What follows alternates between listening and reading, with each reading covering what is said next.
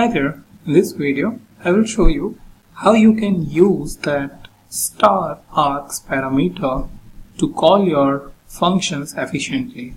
So if you remember, we have created the function called volume underscore rectangle, and we were passing the height, length and width, right? And what we were returning is simply the multiplication of that, or maybe, yeah, let's go ahead with this. There is one other thing that I can print it or return it. Okay, so this is a very simple function. Now I have three different parameters.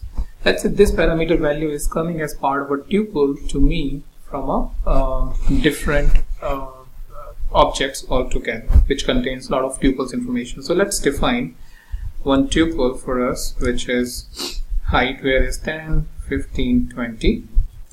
Now if I want to pass this these values efficiently, or with the help of .args parameter, which is again an efficient way to either accept the parameters over here or call it function with the multiple arguments efficiently.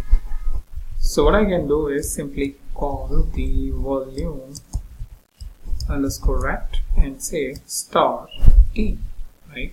So in that way I don't have to pass this value. Maybe this value is coming directly and getting assigned to my variable, and I simply pass the star t over there and print the value, which is 3000. So this star t is passing this three different values, which is coming, let's say, automatically, and then we are passing that to our function.